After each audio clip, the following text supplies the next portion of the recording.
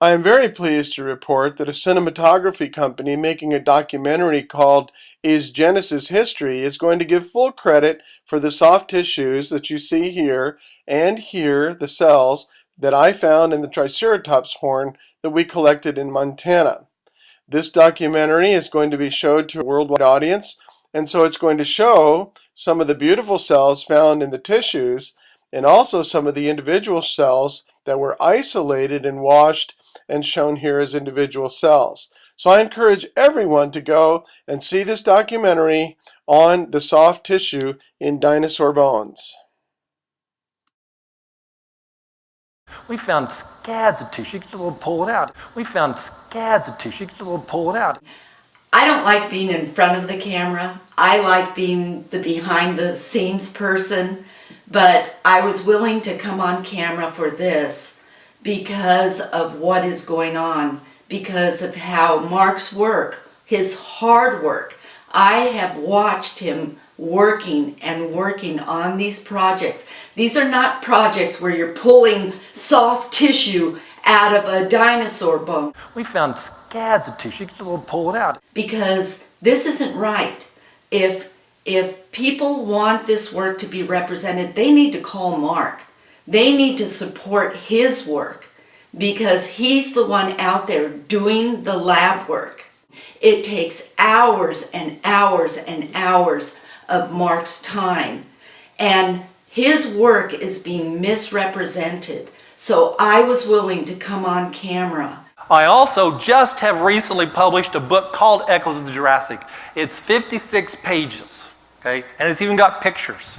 I don't know if you can color them, but it's even got pictures. It's not a technical read. It's meant to be a non-technical read. You can do it in an afternoon.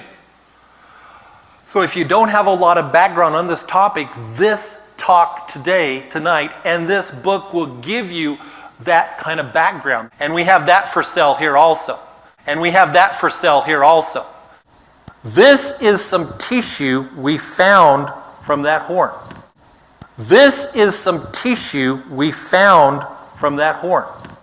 Well, it turns out we probably found more tissue than probably was found in the other. We found scads of tissue. You can pull it out. It was so tissue rich. When a scientist is the one who is the expert in the field of study that he's doing, as Mark is in the soft dinosaur tissue, it's usually a courtesy that if you want to talk about this particular area of science, you invite the expert to come and speak and tell about this work because he knows all about it. And I'm really surprised at the people who are out there and they're misrepresenting the work. If you know anything about anatomy, you recognize that most of the real soft, squishable tissue in a bone is toward the interior. A horn has a protein keratin layer and then it's tissue mixed with mineral. And the actual bone of a horn is on the inside, not the outside. And they're misrepresenting his microphotography, and they're putting it out there and talking about it as if it's their own. I'm really surprised. They should be asking Mark. They should be behind his work and helping him to further his work. But we're not seeing that, and I'm not exactly sure why. I don't know what the disconnect is in this area. Mark is doing excellent work. He's working hard, and the bottom line is he sees this work as something to put out there to show these millennials, to show the young people that they can trust God's word. This is more than just science. This is about God who came in the form of a man, Jesus Christ, to save the lost. We can be a voice out there. And I've become fully convinced of that. And that's why you're going to see as we go through this, and as you read my book, which you're all going to read, right?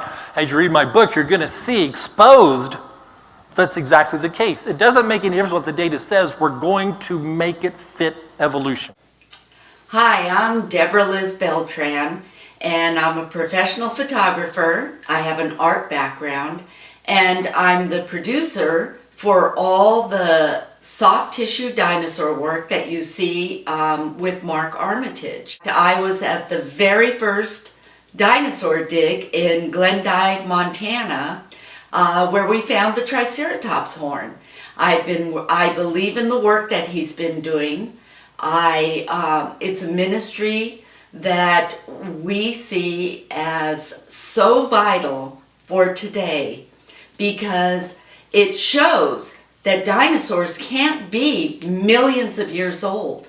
That dinosaurs, the soft tissue looks like it was just yesterday. But I believe in the work he's doing. I help him as much as I can. And in fact, I was co-author in the book that we wrote, Old Stretchy, the Dinosaur Bone Cell. This cover photo of soft tissue and dinosaur bone was taken by me as part of my duties as director of the Confocal and Electron Microscope Laboratory at California State University, Northridge. Kevin Anderson had nothing to do with it.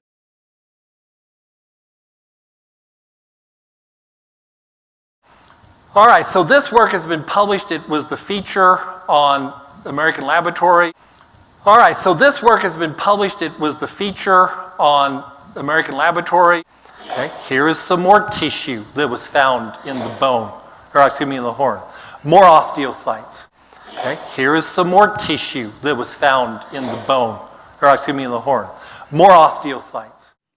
If you notice with that last picture, what Kevin Anderson did was he lifted the picture off the cover of American Laboratory magazine and he decolorized it. Here you see it in color.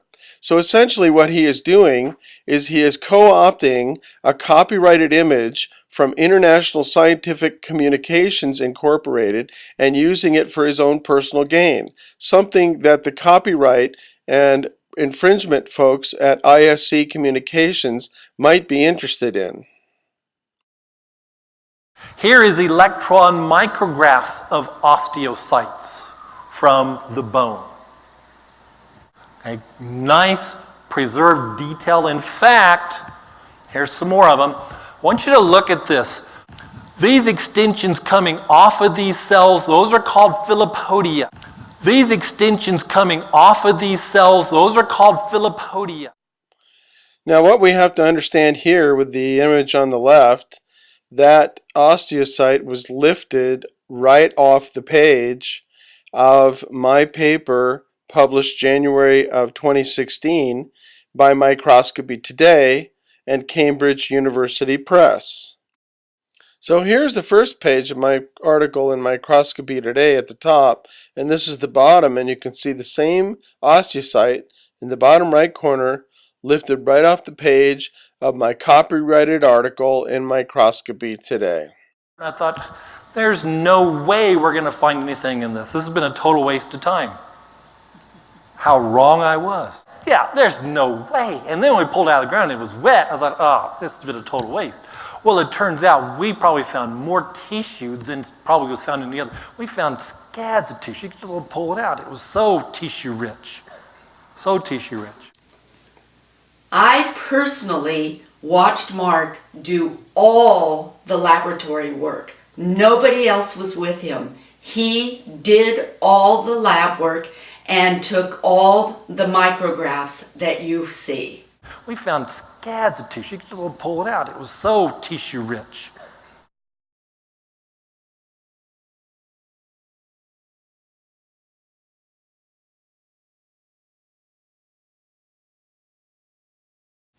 I personally saw Mark write the paper and submit the paper to Dr. Oppenheimer for publication in the Acta Histochemica.